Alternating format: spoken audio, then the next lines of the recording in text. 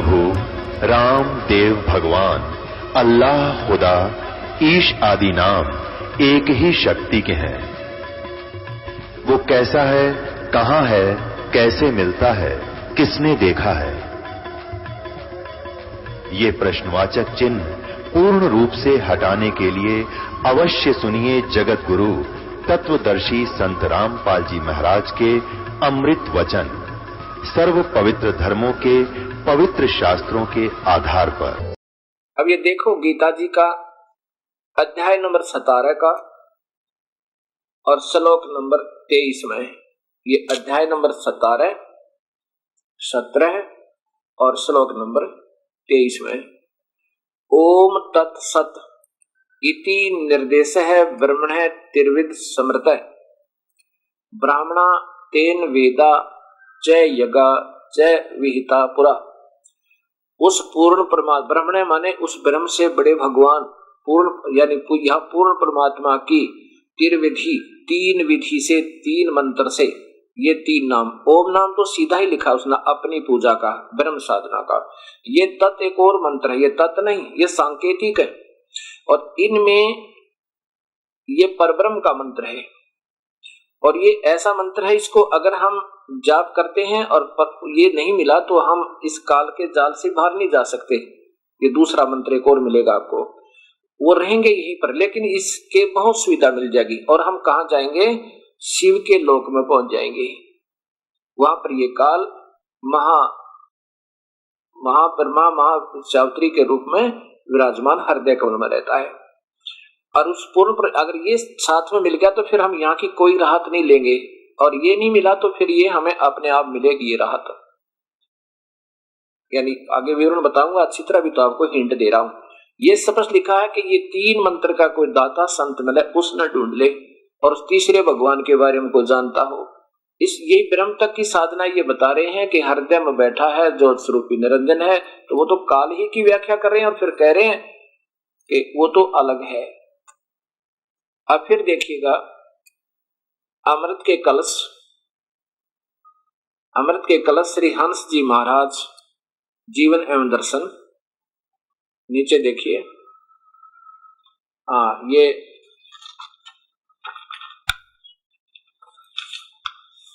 प्रकाशित है, इनका संपादक है चमन लाल टंडन और इसके 69 पृष्ठ पे आप देखिएगा। 69 पर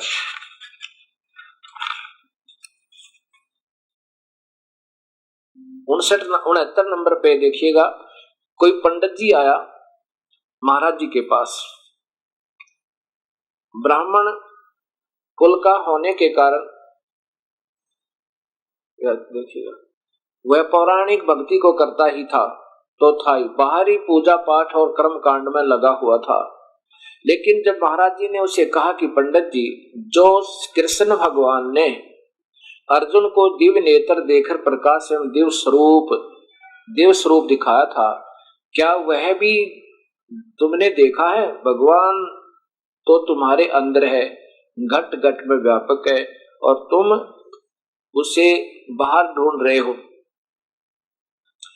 तुम्हारी तो हालत उसी बुढ़िया की तरह जिसकी सुई तो घर में खोगी ढूंढ रही थी बाहर।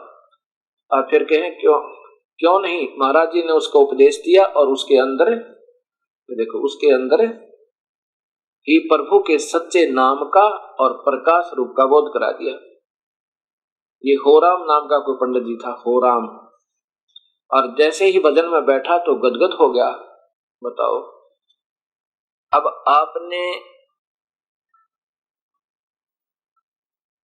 इसी अमृत के कलश प्रश्न नंबर 69 पर देखा कि श्री हंस जी महाराज ने कहा पंडित जी को कि वो प्रकाश भी देखा तूने जो अर्जुन को दिखाया था युद्ध के मैदान में। और भगवान कहता है कि ये रूप तो तेरे सिवा को ना देख सका ना देख सकता। 11वें अध्याय का 48 और 47 48 श्लोक पढ़कर देखो। ये तो मैंने तेरे को दिखाया, ये ना कोई देख सकता ना देख सका, ना कोई पहले देख सका और ना आगे देख सकता। ये अटकड़ें ला रखी इन महापुरुषों ने। ऐसे ही हम भी सभी भक्त आत्माएं तलाश कर रही हैं प्रभु की, लेकिन वो ज्ञान ठीक ना मिलते। अब जो जैसा बताओ, क्योंकि पुण्यात्मा में श्रद्धा होती है, उसमें वाद विवाद नहीं होता और ऐसा ही होना चाहिए। लेकिन इन संतों ने सोचना चाहिए था कि तुम क्या बताने जा रहे हो और शास्त्रों में लिखा क्या है। अब धीरे धीरे क्या होगा कि नास्तिक हो जाएंगे सभी, कोई सुने भी नहीं गा इन बातों को कि वो कुछ बता रहा है, ये कुछ बता रहा है, और मैं तो सबसे पागल लगूंगा इनको कि ये सभी को नकार रहा है, कहीं कोई सत्य नहीं बता रहा, मैं नहीं कुछ कह सकता। ये तो दास एक प्रभु का प्यासा था, मेरे भाग जगे उस दाता की दया है। अब यहां देखो वही गीता जी अध्याय नंबर 11 देखो 47-48 में क्या कह रहे हैं भगवान। यहाँ पहले अध्याय नंबर 11 देखो और ये 47 श्लोक देखो।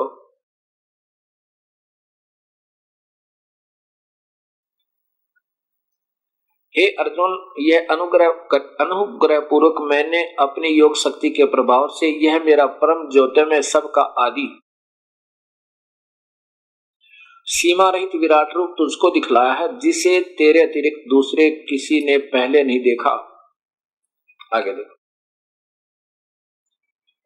अब 48 में क्या कहा, हे अर्जुन, मनुष्य लोक में इस प्रकार विश्व रूप वाला मैं न तो वेदों यज्ञों और अभ्यास से और न दान से न क्रियाओं से और न उग्र तपों से तेरे अतिरिक्त किसी दूसरे द्वारा देखा जा सकता हूं। किसी भी जपते, किसी भी तपते, किसी भी क्रियाते मैं नहीं देखा जा सकता, ना तो देखा जा सका हूं और ना ही पहले देखे हो, ना आगे देखा जा सकता हूं। आपके सामने देख लो, किसी क्रियाओं से, ये केवल क्रिया ही दे रहे हैं। अब ऐसे विचलित कर दिया इन भोली आत्मा ने, किसका दिमाग जाए इतनी गहराई ताई। अब प्रसंग चल रहा है कि श्री हंस जी महाराज, आदरणीय परम संत योगी राज हंस जी महाराज, उसे खिलौने देने वाले गुरुदेव से ये क्रिया लेकर खुश हो गए, क्योंकि हम तो ये चाहते हैं कि हथेली पर सरसों हरी हो जावे, आज ही भगवान मिला, बस जब बात बने तब हम ज्यादा खुश होते हैं। अगर ये दो बातों से भगवान मिलना होता तो इतने बड़े 4 वेद लिखने की क्या आवश्यकता थी, भगवान ने क्या आवश्यकता थी 4 वेद बोलने की ब्रह्म के द्वारा, और क्या गीता में 18 अध्याय बनाने की आवश्यकता थी। 4 लाइन लिख देते, आंखें बंद करो और कान दबा लो और अंदर जो श्वास आ रहा है उसकी देखो क्या आवाज आ रही है, अरे वो तुम्हारा मंत्र है, वो ब्रह्म शब्द है। आप अंदर बिना कुछ जाप किए और देखो श्वास में, धीरे धीरे ध्यान रखो उसमें क्या आवाज आती है। आप कोई भी मंत्र सोच लेना 2 या 3 अक्षर का, और वही आवाज बन जाएगी इसकी। अब जैसे कहीं आवाज आ रही हो टक टक टक टक टक टक टक, आप सोच लो उसमें क्या सोच रहे हो। ठक वो तो बोल रहा है, अपने हिसाब से आवाज आ रही है, और आप उसको कुछ भी सोचने लग जाओ वो ही बन जाएगी। तो ये शब्द ब्रह्म बताया इन्होंने, अन्य का आनंद ही आनंद। इस आनंद में तो काल ने फंसा रखा हमें, उस परमानंद को, वो वास्तव में जो इस पिंड से और शरीर से बाहर है, वो यहाँ इसमें तो है ही नहीं वो कोई भी, वो परमात्मा यहाँ तो काल तक का ही चाल है, और इसमें सभी को उलझा रखा है। स्वयं मानते हैं कि मैं तुझे वो दिखाऊंगा जो कृष्ण जी ने अर्जुन को युद्ध के मैदान में तेजों में रूप दिखाया था। तो भगवान चलो वो भी दिखाओगे तो आकार तो है उनका, ये तो केवल प्रकाश बता रहे हैं, वो आकार ही नहीं है। आकार में मानते हैं भगवान तो केवल गुरु जी का रूप देख गया, वो भगवान दिखाई देगा, और प्रकाश उसका वास्तविक स्वरूप है। और ये और आवाज अगर अनंत शब्द आते हैं वो उसका आनंद है। अब ये खुद स्वयं कह रहे हैं कि तो मुझे पहले आ रही थी, मेरी पिछली कमाई तय। अब ये क्या होता है कि पिछले संस्कारों के आधार पर हर इंसान तड़प में घूम रहा है, प्रभु की तलाश कर रहा है, और जैसे गुरुदेव मिले उनके चिपके बैठे हैं, डट कर भजन कर रहे हैं जो उन्होंने बता दिया। अंत में उनको क्या हालत होगी, ये पिछली भक्ति तो समाप्त हो जाएगी, आगे कोई बनेगी नहीं, क्योंकि क्रिया शास्त्र अनुकूल नहीं है। अभी आपको दिखाता हूं आगे, और फिर वो दुर्गति को प्राप्त होंगे, वो कमाई भी समाप्त हो जाएगी, जीवन व्यर्थ हो जाएगा, और फिर अंत में पश्चाताप करना होगा। जब तक ये पिछली कमाई चल रही है इतने उनकी शब्द में भी शक्ति है, उनकी बातों में भी आनंद आएगा, और क्योंकि वो पिछली कमाई के स्रोत हैं, भंडार हैं प्रभु की शास्त्र अनुकूल साधना के, और फिर बाद में उनके पास कुछ नहीं होगा, वो बुरा हाल होगा। और चाहे वो सुख से भी अच्छी तरह प्राण त्याग जाओ तो भी कुछ भी नहीं है उनके पल्ले। उसके बाद लेकर वहां से क्रिया, और फिर कहाँ आए, अपने घर पे। उसने फिर तीसरे दिन नहा धोकर खूब साफ कपड़े पहन के एकांत कोठरी में बैठ गई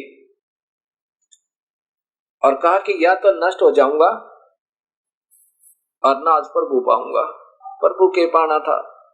अब कहते गुरु जी ने दर्शन दिए, गुरु जी का रूप दिखा और फिर उन्होंने क्या बताया। अब देखिए यही इसके प्रश्न नंबर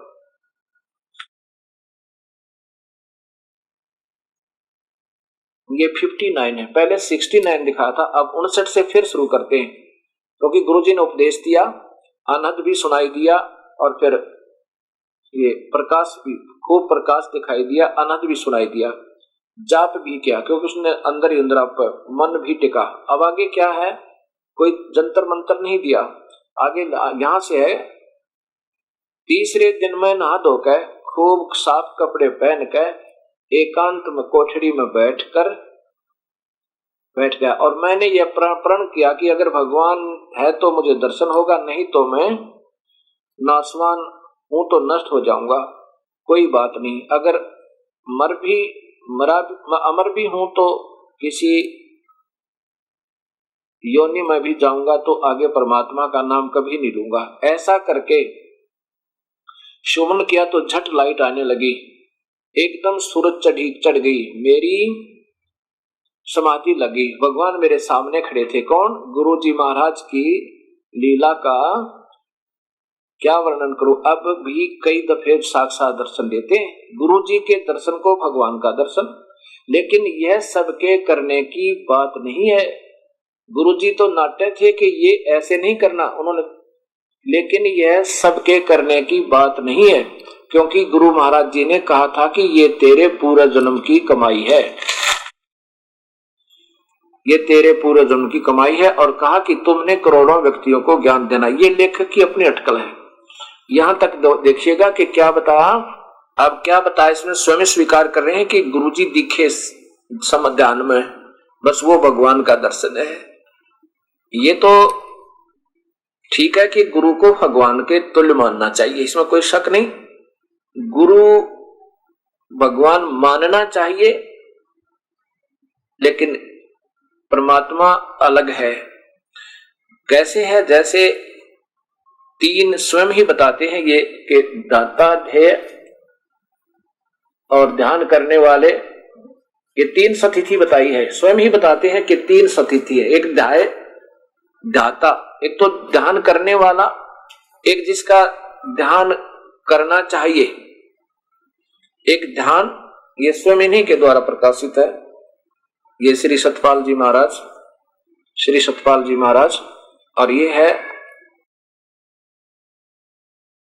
ध्येय, ध्यान और ध्याता। एक तो किसका ध्यान लगाना, ये शिव जी को कहते हैं, शिव जी भी ध्यान लगा रहा उनको। अब ध्यान, ध्येय, उद्देश्य, कहा किसका ध्यान लगावे, और एक ध्यान, एक ध्याता। एक तो ध्यान लगाने वाला और एक ध्यान, और किसका उद्देश्य से लगा रहा है। अब इसकी वास्तविकता क्या है कि इन्होंने जैसी अटकल लगाई अपने हिसाब से लगा रखी है। वास्तविकता ये होती है, एक तो साधक होता है गुरु और एक परमात्मा, सीधी सी बात है।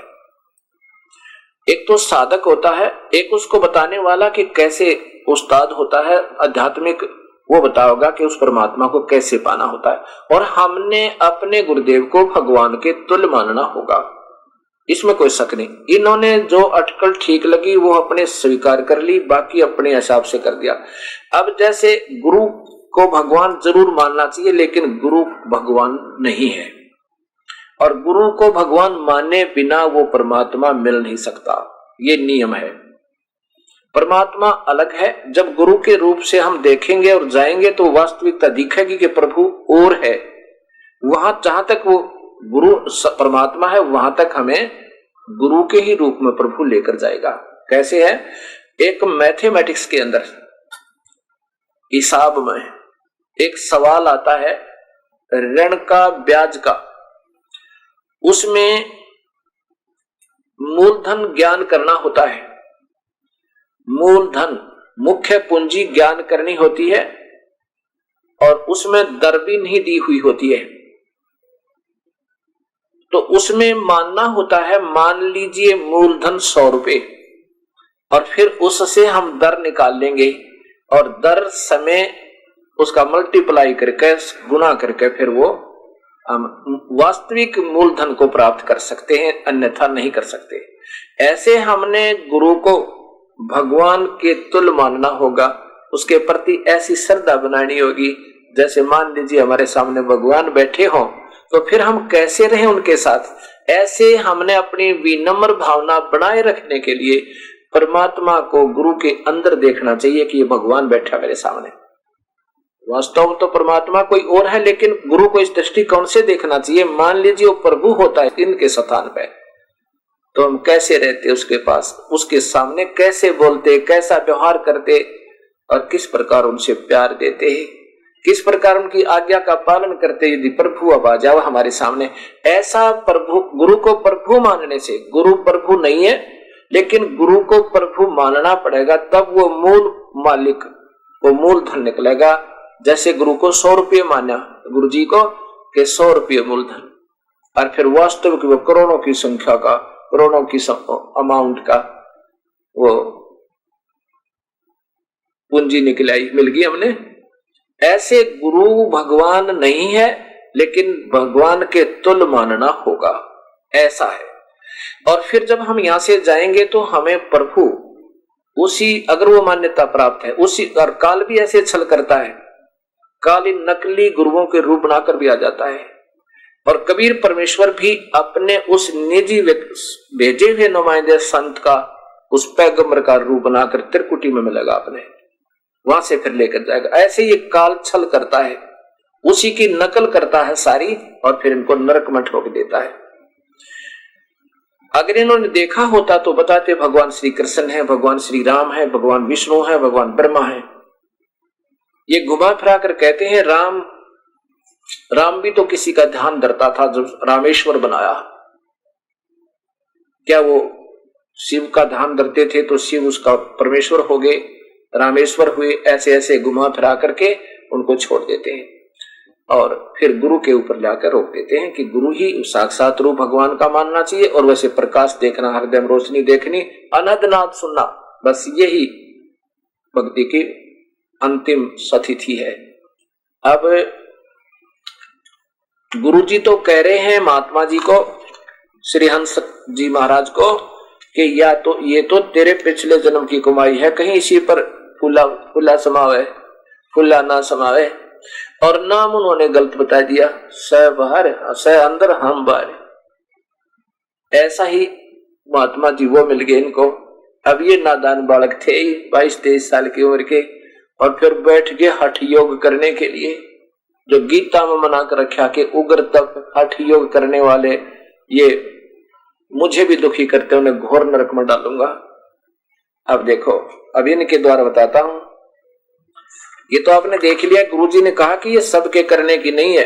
भाव तो ये था उस गुरुदेव का कहने का कि ये कहीं इन्हीं में प्रसन्न हुए रहो और इसी को देखते रहो, ये नहीं करना है। बात तो यही है।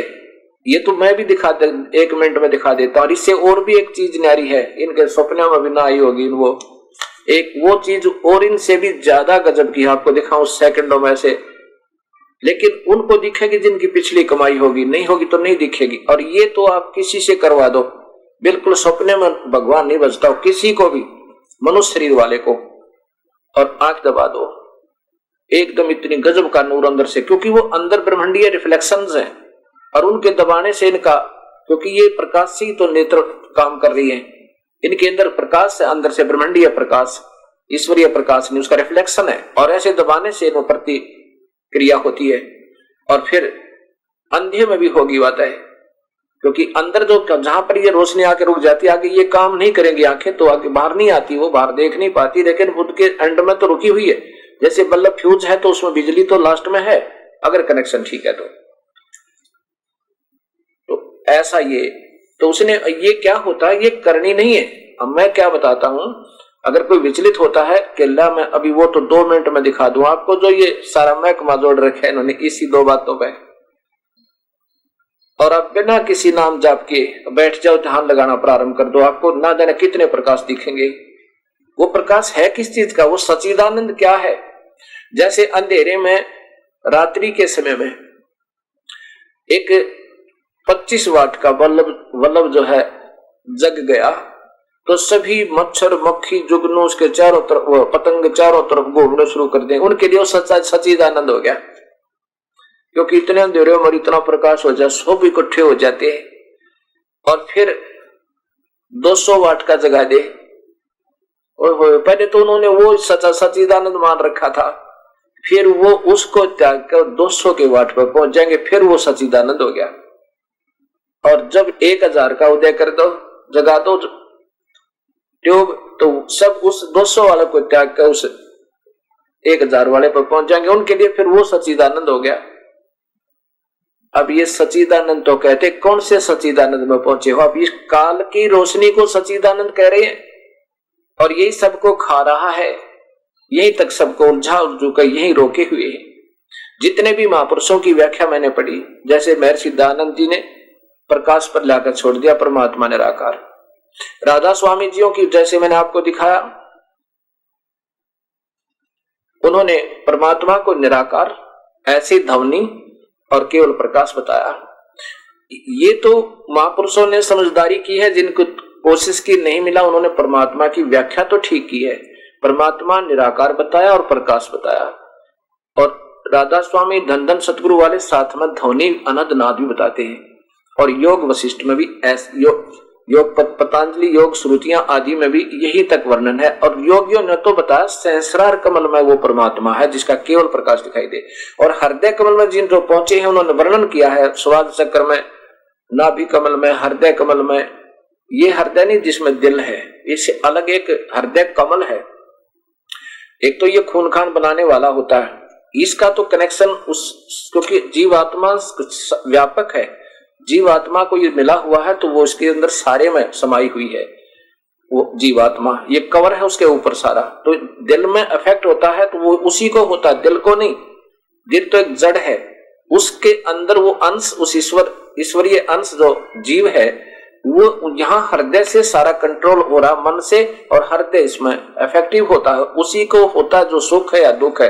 हृदय तो एक उसका मीडिया है।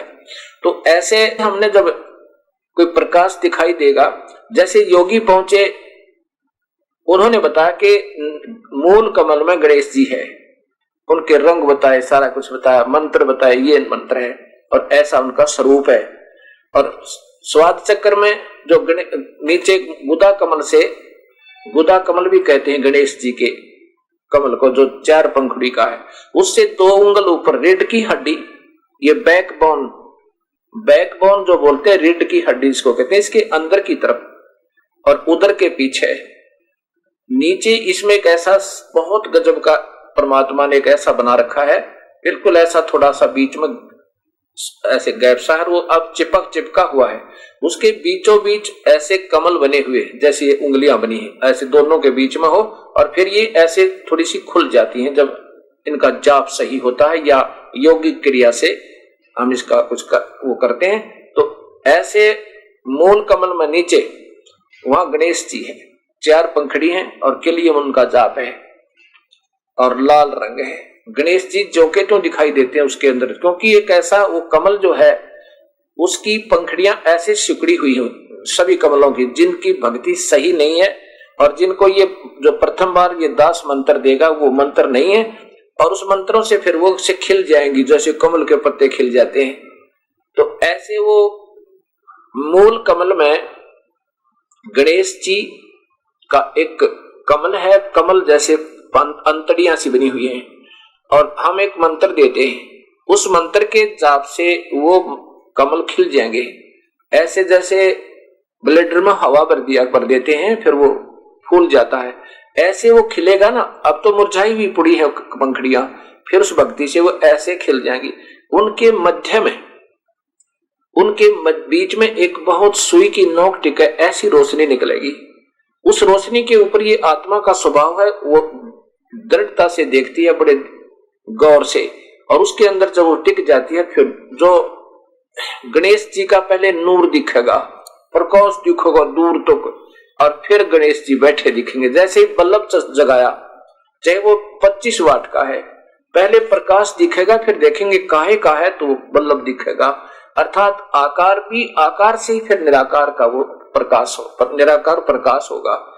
ऐसे गणेश जी का भी नूर है, वो थोड़े पावर का है, थोड़े वाट का है। उसके बाद उस कमल से ऊपर ब्रह्मा जी का 6 पंखुड़ी का कमल है, उसका एक और मंत्र हम देते हैं, उससे वो खिल जाएगा। फिर ऐसे उसके जब वो पंखुड़ियां से खिलेंगी तो उनके बीच में एक सुई की नोक टिके ऐसा ही एक बहुत तेज रोशनी निकलती है, उस पे ये जाके आत्मा टिक जाती है। जैसे दूरबीन देखते हैं, उसका जरा सा सुराख होता और दिखाई पता ना कितना दे दूर तक, ऐसा वहां जब जाके आत्मा टिकती है, इसकी दृष्टि आत्मा का तो वो सुरत नृत, तो जब वो देखती है तो उसमें से पहले प्रकाश दिखेगा, फिर ब्रह्मा और सावित्री न्यारे बैठे दिखेंगे बहुत अच्छी तरह अपने आसन पर। ऐसे फिर नाभि कमल में पहुंचेंगे, यही स्थिति वहां पर, उसका एक मंत्र है, उस कमल को खिलाने का, वो कमल खिल जाएगा। और फिर उसमें एक ऐसी होगी, वो टिकारी सी होगी, उसमें से फिर तुम देखेंगे भगवान विष्णु और सावित्री दिखेंगे। और फिर हृदय कमल में आएंगे, वहां भगवान विष्णु का जो कमल है वो 8 पंखुड़ी का है, और उससे आगे फिर हृदय कमल है जो 12 पंखुड़ी का है, उसमें भी ऐसा एक मंत्र है, उस मंत्र से वो खिल जाएगा। और उसमें जब देखेगी दृष्टि से तो पहले प्रकाश दिखेगा, पहले तो वही नूर इतना होता है जो थोड़ी सी निकलती है ना उस सुराख से, इतना नूर होता है कि आके एक बार तो हक्की बक्की रह जाती है आत्मा, और फिर उसकी तरफ दौड़ती है, फिर देखती है अंदर जाओ, पहले प्रकाश दिखेगा, फिर देखेगी काहे का प्रकाश है, तो सामने महादेव रूप में और पार्वती, सती पार्वती रूप में वो काल बैठा दिखेगा। उसके बाद फिर कंठ कमल में ये शेरा वाली आध्या माया, ये प्रकृति देवी ज्यों के त्यों अपने 8 अंगों सहित आपको दर्शन देगी। इसके 16 पंखुड़ियां हैं। फिर यहाँ अंदर आकर के इस स्थान पे नहीं, इसके और यहाँ पीछे ने इनके, ये तो बीच में खोपड़ा है, यहाँ तो पत्थर है बिल्कुल, इसके आगे जाके ये वैसे बताना पड़ता है, यहाँ से वहां जाकर के एक 2 कमल का सफेद और काले रंग का कमल है, वहां पर ये त्रिकुटी है, इंटरनेशनल एयरपोर्ट।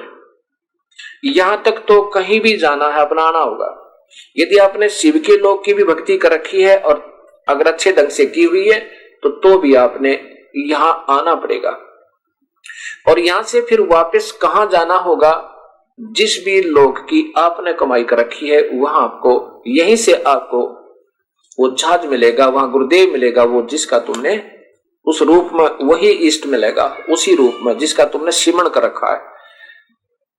और वो फिर अपने अपने स्थान पर लेकर जाएंगे, वहां जाकर कोई फेरबदल नहीं है।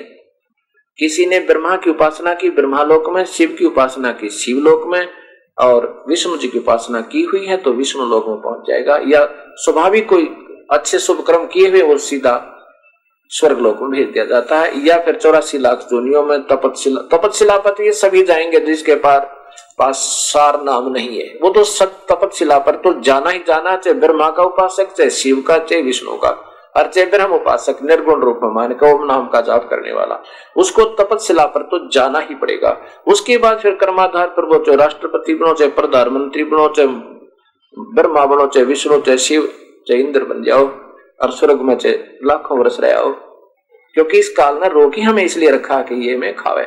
और फिर इसके ऊपर आके यहाँ पहुंच जाना है, क्योंकि ये यहीं तक रह लेते हैं ऊपर। इस यहाँ जब योगी आगे जाते हैं, उन्होंने इस त्रिकुटी से आगे जाने की चेष्टा की, त्रिकुटी के साथ से ही एक और सीधा और नाड़ी जाती है, और योगियों ने फिर वहां जाकर त्रिकुटी कमल में फिर जाकर के वहां क्योंकि उनका कोई उद्देश्य नहीं था, उन्होंने कोई ऐसे टारगेट नहीं बनाया होता जो निर्गुण रूप में भगवान बसते हैं, तो वहां उनको कोई संत नहीं मिलता।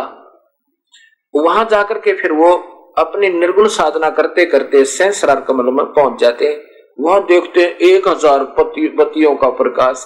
पहले तो प्रकाश सामूहिक दिखता दूर से, जैसे 1000 बल्लभ लगा दें यहाँ थोड़े से स्थान में, बिल्कुल साथ साथ सटाक है, और फिर उनको ऐसे दीवार के चिपका दें, और फिर देखो दूर तो रोशनी सी लगेगी, ऐसी दिखाई देगी जैसे बहुत जोर का प्रकाश। ये काहे का प्रकाश, ये ऐसा प्रकाश। और नजदीक जब आकर देखेंगे नजदीक से तो अलग अलग दिखेंगे वो, कि ये तो 100 बल्लभ 1000 बल्लभ लगे हुए हैं, और दूर से केवल प्रकाश दिखाई देता था। ऐसे ही इन महापुरुषों की पहुंच उस इष्ट तक भी नहीं हुई है जिनको ये पूज रहे हैं। अगर वहां जाते तो बताते हृदय कमल में महादेव है और पार्वती जी बैठे हैं। ऐसे ये भोली आत्माएं सबको उलझाए बैठी है, क्योंकि ये स्वयं भी अनजान थे, तड़प थी प्रभु की, और घूमते रहे। जैसे मार्गदर्शक मिल गए फिर उनको सत्य मानकर अपनी भक्ति के आधार पर चलते रहे। अब यहाँ हम भी बताते हैं कि ऐसा करना नहीं तुमने। हम एक नाम देंगे, ना हृदय कमल देखना, ना शिव कमल कंठ कमल, आपने देखना कुछ नहीं, केवल नाम की कमाई करनी है, और उस कमाई से हमारा यहां से ऋण मुक्त होगा। हम सबसे पहले आपको इन 5 ये 7 कमलों का, ये 5 कमल है वैसे इन, और ऊपर के फिर वो 2 कमल है वो अलग है। इन 5 कमलों का इनका आपके ऊपर दबाव है ना, तीनों गुणों का।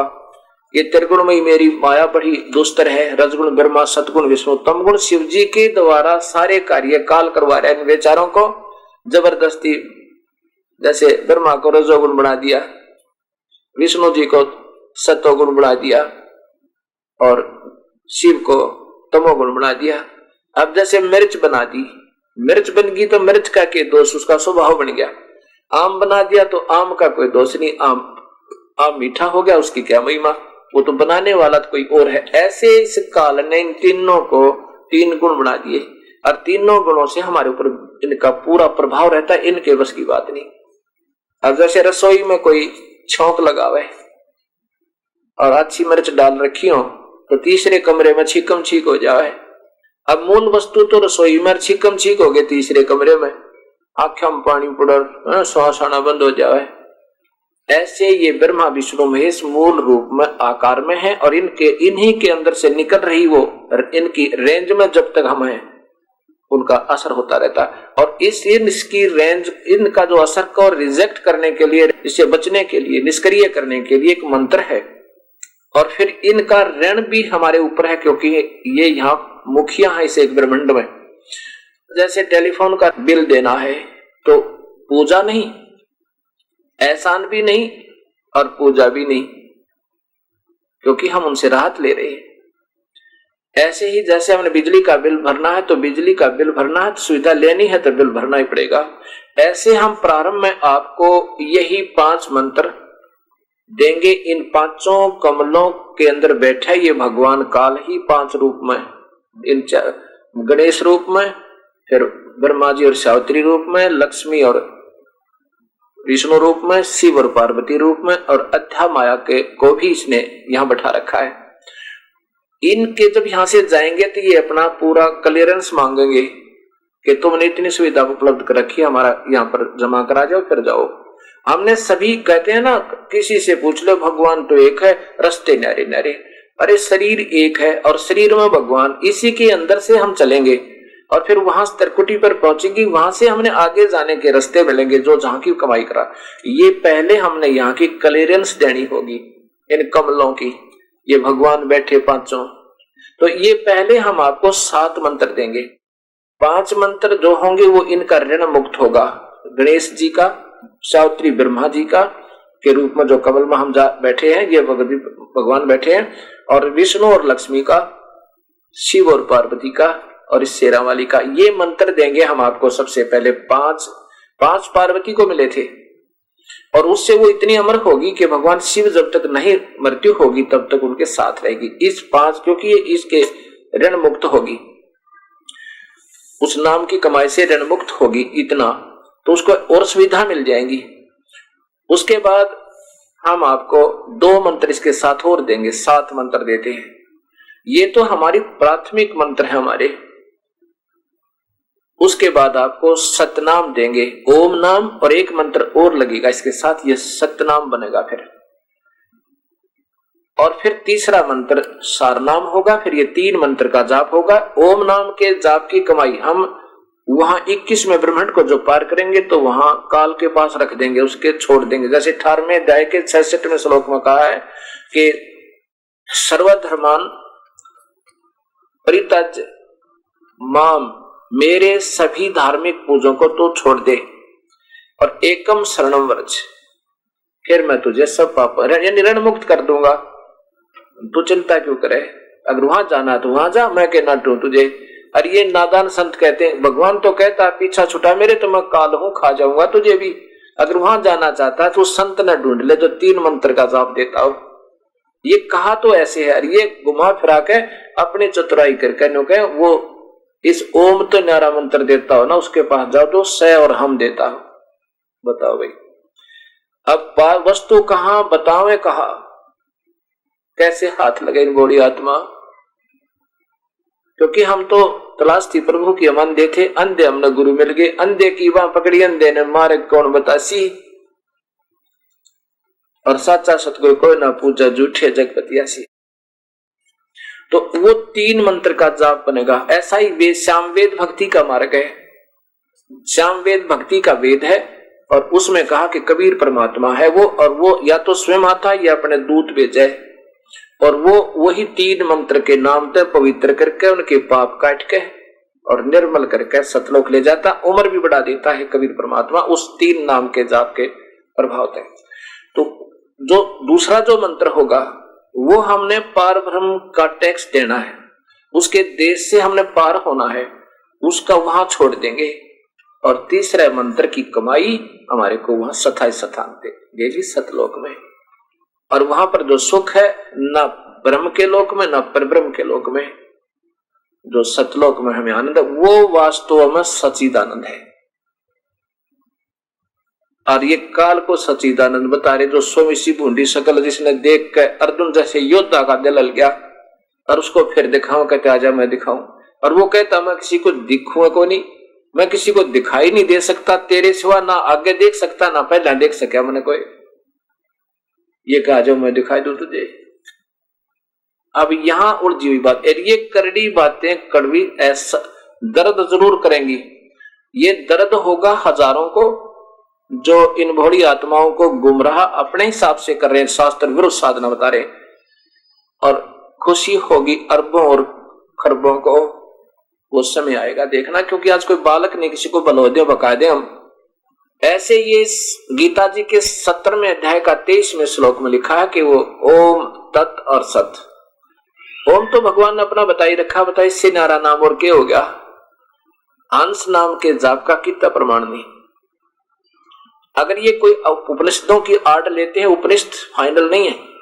उपनिषद क्या है, ये तो एक व्यक्ति विशेष की सोच है, उसने जो अपने जीवन में जो अनुभव हुआ उसका उपनिषद बना दिया। और जो भी ऐसे ही जैसे ही आने वाले समय में क्या होगा कि ये हंस योग प्रकाश ये पुस्तक एक उपनिषद का काम करेगी।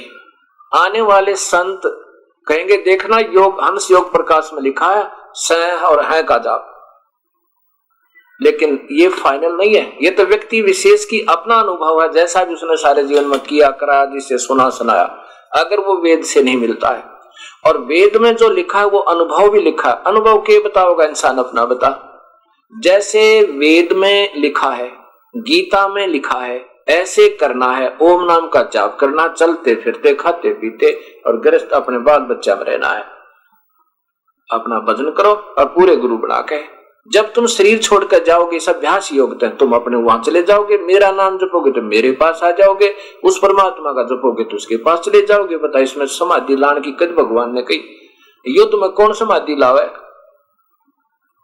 और कृष्ण जी कहां समाधि लगाए देखा आपने? कोई कबीर साहब देखे ना, कपड़े बना करते थे अपना और बता करते हो परमात्मा के भगवान ऐसे पाया, ऐसे भी पाया, ऐसे पाया जाएगा।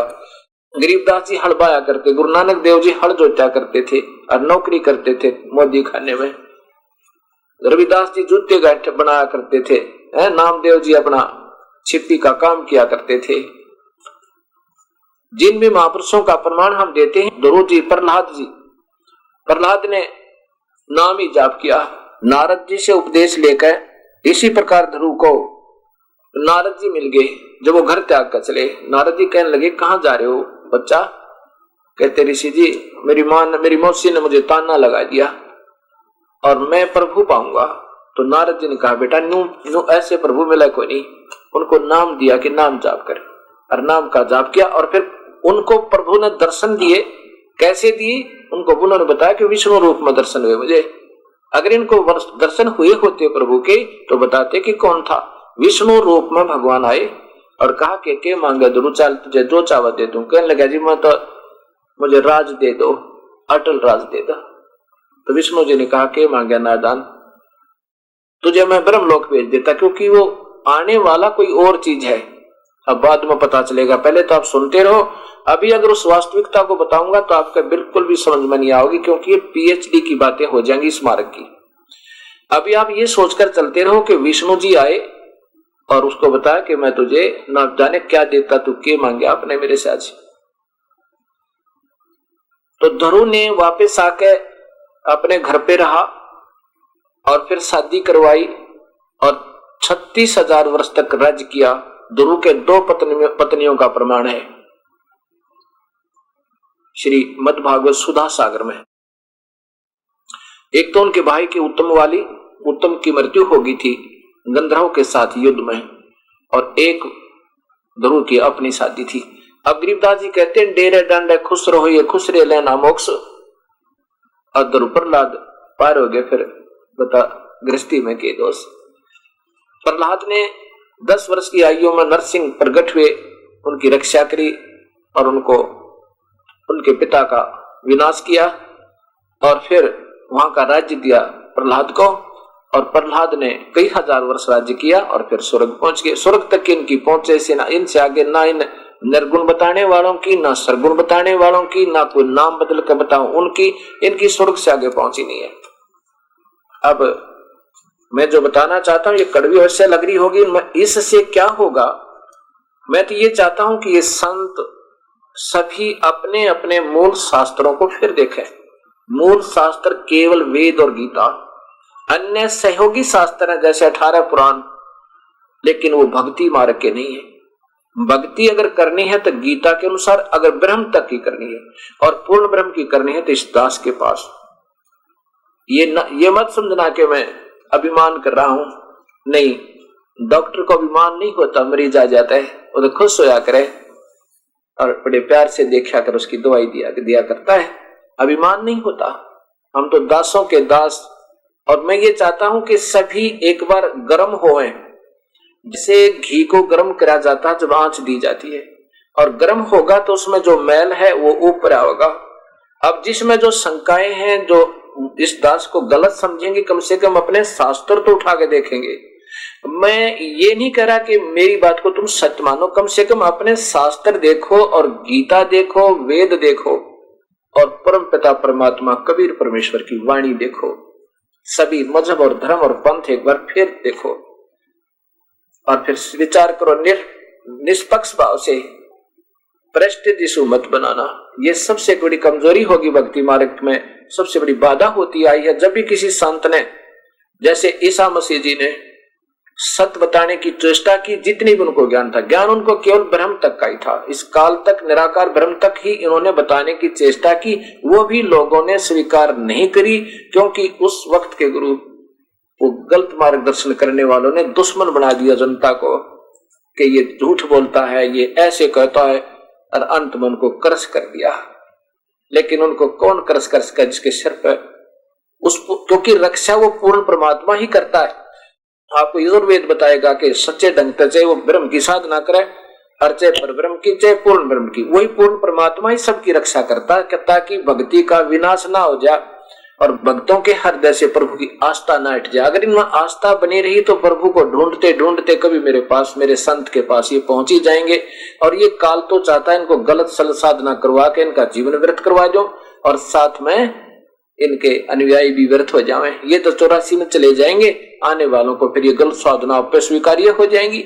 और परमात्मा चाहते हैं कि पिछली भक्ति के आधार पर भी अगर आपके ऊपर कोई कष्ट आता है तो भी ये परमेश्वर आकर आपकी रक्षा करता है, ताकि आपके हृदय में प्रभु की चाह और उसका विश्वास दृढ़ रहे।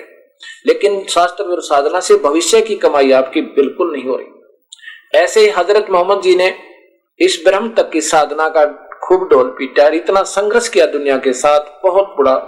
दुनिया ने मारे, इनको डले मारे, पत्थर मारे, सर फोड़ दिया, बेचारों के पैरों में लोग निकाल दिए, लेकिन ये हटे नहीं अपने उद्देश्य से, क्योंकि इनको ज्ञान होता है संतों को। इन्होंने हुआ केवल ब्रह्म तक का। फिर परमात्मा कबीर साहब आए, जिंदा रूप में मिले हजरत मोहम्मद जी को, उनको सतलोक दिखाया। फिर उनका पूर्ण विश्वास ना हो पाया, क्योंकि ये काल कहता कुछ करवा कुछ दे से।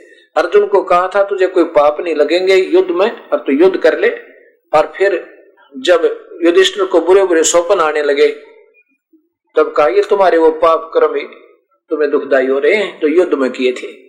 उस समय तो काल ने कहा था तुम्हें पाप नहीं लगेंगे तो युद्ध कर ले। फिर श्री कृष्ण जी अपने होश में थे, उसमें काल नहीं था, तब उसने स्वयं कहा था कि तुमने जो पाप कर्म कर रखे ना युद्ध में, वो तुम्हें दुखदाई हो रहे। तब वो सही बताया भगवान कृष्ण ने।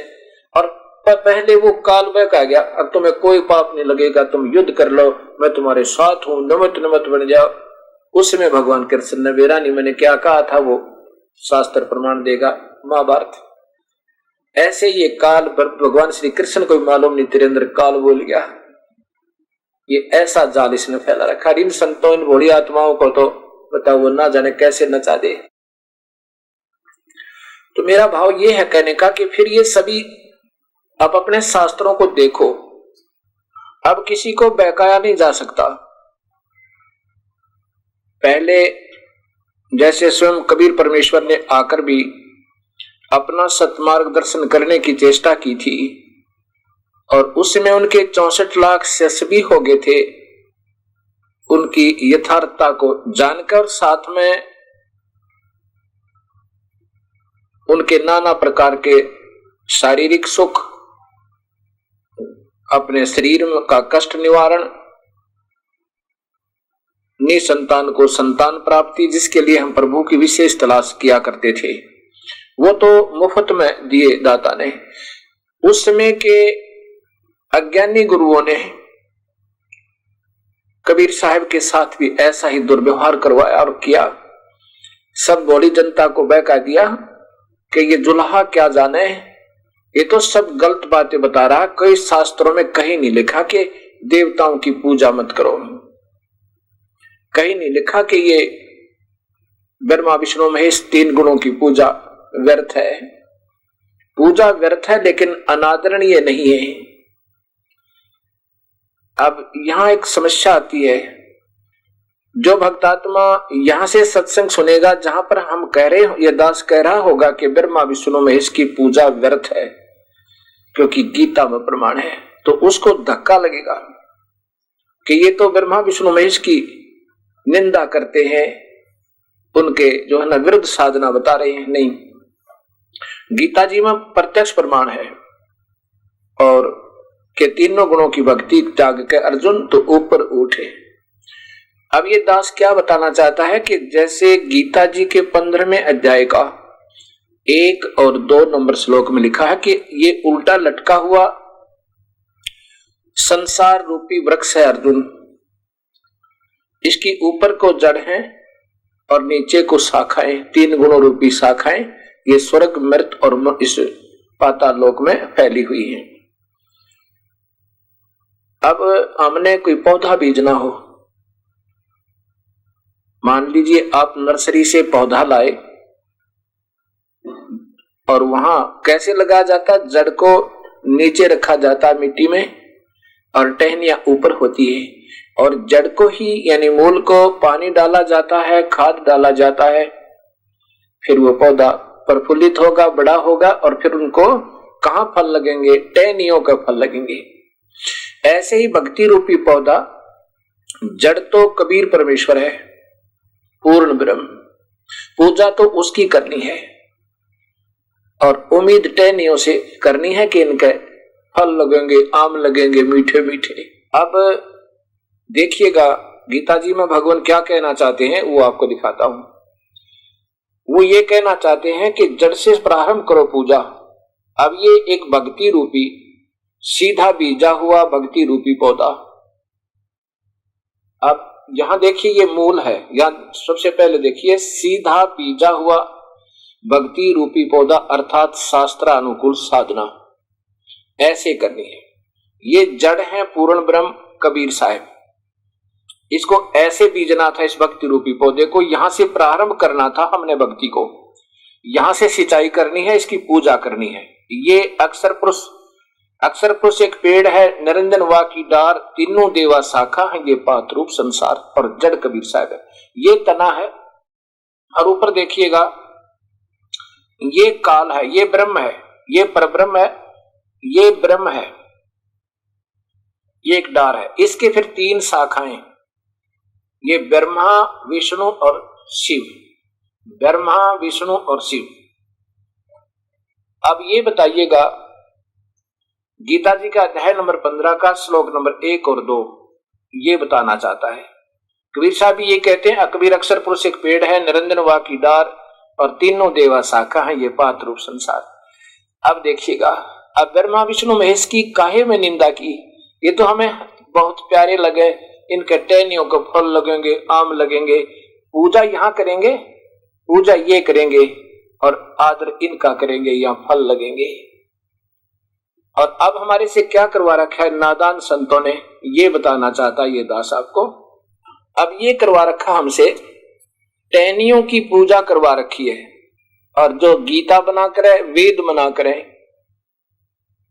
ये आपके सामने देखिएगा, उल्टा लगाया हुआ भक्ति रूपी पौधा अर्थात शास्त्र विरुद्ध साधना। टहनी तो नीचे को गमले में लगवा दी, ये ब्रह्मा विष्णु और शिव की पूजाएं शुरू करवा दी, इसमें पानी डाल रहे, ये भक्ति रूपी पौधा यूं सूख गया। ये ऊपर को डार है यानी ब्रह्म क्षर पुरुष, ये अक्षर पुरुष और ये पूर्ण ब्रह्म, जड़ ऊपर को कर दी और नीचे को टहनिया को नीचे में गमले में डाल दिया। बताइए भक्ति कैसे प्रफुल्लित होगी। ऐसा ही सारी गीता बताना चाहती है और यही पूरा वेद बताना चाहते हैं और यही ये दास बताना चाहता है। फिर ब्रह्मा विष्णु महेश में प्यार ही होगा जब हम ढंग से सिंचाई करेंगे यानी शास्त्र अनुकूल साधना करेंगे। ये आपके सामने है, यही कबीर साहब बताना चाहा करते थे। उसमें हमारे पूर्वज बोले वाले थे और शिक्षा केवल चंद व्यक्तियों तक सीमित थी। संस्कृत में सारे शास्त्र थे, उन बेचारों को जैसे भी कोई बहका देता था वो सत्य माना करते। वो बहुत बड़ी आत्मा थी, बहुत नेक आत्मा थी, पुण्य आत्मा थी। वो अपने ही जैसा दूसरों को समझा करते थे कि ये सत्य बता रहे हैं, झूठ नहीं बोल रहा होगा हमारा गुरुजी। और अब भी हम उसी प्रकार लगे हुए थे क्योंकि गुरुदेव जो होते हैं वो सत्य ही बताया करते हैं। अब हमें पता चला कि हम तो अंधों की उंगली पकड़े चल रहे थे। हम मान रहे थे कि इनको सब कुछ दिखाई देता है। गरीबदास जी कहते हैं दिखत के तो नैन चश्मे फिरा मोतिया बंदरे, दिखत के तो नैन चश्मे फिरा मोतिया बंदरे। ये हमें दिखाई तो देते थे बहुत विद्वान पुरुष, पर इनके पास तो वो वस्तु थी नहीं जिसकी हमें तलाश थी और शास्त्रों में प्रमाण हमारे पास ज्यों का त्यों उपलब्ध था। और यही कबीर साहब बताया करते थे। उस समय के इन चतुर विचक्षण चतुर प्राणियों ने गुरु रूप धारण करके और सभी को जो सत्य बताना चाहा करते थे संत, उनके विरुद्ध कर दिया। महर्षि दयानंद जी ने ब्रह्म को भगवान बताया क्योंकि इनकी पहुंच यहीं तक पहुंच सकती है। ब्रह्म को पूर्ण परमात्मा बता करके फिर भी उन्होंने कोशिश की स्वच्छ समाज बनाने की।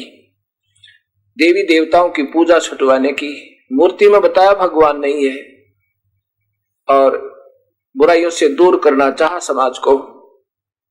जितना भी इन महापुरुषों को ज्ञान हुआ वहां तक इन्होंने बहुत अच्छी कोशिश की और दिन रात मेहनत की। उस समय के उन चतुर प्राणियों ने, उन महापुरुषों, उन पुण्यात्माओं, महर्षि दयानंद जैसी नेक आत्मा के पीछे भी दुश्मन बना दी जनता को। वह कहा दिया ये झूठ बोलता है, ये तो दुश्मन है, ये देवी देवताओं की पूजा बंद करवाता है, ब्रह्मा विष्णु महेश को ये भगवान नहीं बताता है। अंत में उनको विष पिलाया गया कई बार तय, और फिर अंत में कांच प्या के, शीशा पिला कर पीस के दूध में, और फिर उनको यानी मौत के घाट उतार कर छोड़ा है। अब वो चले गए महापुरुष, उसके बाद उनकी पूजा शुरू होगी। ऐसे गरीबदास जी कहते, मुर्दा सेती प्रीत लगाव न जाने सतगुरु मेरे नू। जब संत चले जाते उसके बाद उनकी पूजाएं की जाती हैं और करनी चाहिए वक्त पर, जैसा भी उनको ज्ञान है। अब वेदों तक का जिन्होंने ज्ञान जितना हुआ कोशिश की बताने की, उसको सत्य मानकर अंतिम मान के, ऐसा नहीं है। देखो जैसे पहले बड़े बड़े ट्रांजिस्टर हुआ करते थे, मोटे मोटे बड़े बड़े टेलीविजन जितने, और हमने देखा जब कहीं बाहर स्पीकर लगाया करते ब्याह शादियों में बुला करके चौपाट में, तो वहां एक तवे चला करते थे, ऐसे तवे चला करते उन पर, और इतने बड़े बड़े तवे हुआ करते, उनसे वो स्पीकर बोला करते। वो रेडियो है उस टाइम के, वो टेप रिकॉर्डर थे। और अब उस समय के इंजीनियरों ने, वैज्ञानिकों ने कोशिश की, वो बहुत अच्छी थी लेकिन अंतिम नहीं थी। अब कोई कहे कि वो बस ठीक फाइनल थी है, अब इससे आगे कोई कुछ नहीं कर सकता, कोई इन्वेंशन नहीं हो सकती, कोई आगे कोई भी खोज नहीं बन सकती प्रभु की, या भूल है हमारी। ठीक है, उन महापुरुषों ने जितना किया, उनकी पहुंच जहां तक हुई वो अच्छा किया। अब उससे आगे हमने फिर चलना है।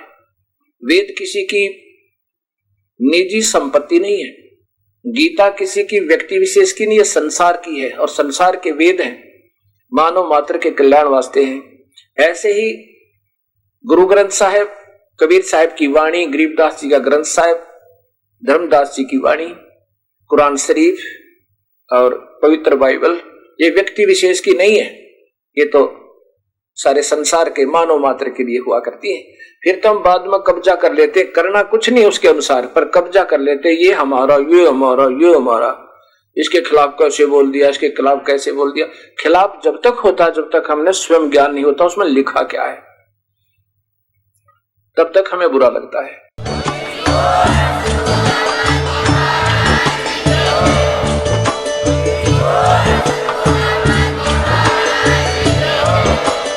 आप सुन रहे थे जगत गुरु तत्वदर्शी संत रामपाल जी महाराज जी के मंगल प्रवचन। अधिक जानकारी के लिए विजिट कीजिए हमारी वेबसाइट www.jagatgururampalji.org। संत रामपाल जी महाराज जी के शुभ आशीर्वाद से पूरे विश्व भर में 500 से भी ज्यादा नाम दीक्षा केंद्र हैं, जिन पर संत रामपाल जी महाराज जी द्वारा ऑनलाइन निःशुल्क नाम दीक्षा दी जा रही है। अपने नजदीकी नाम दीक्षा केंद्र का पता करने के लिए संपर्क करें 8222880541।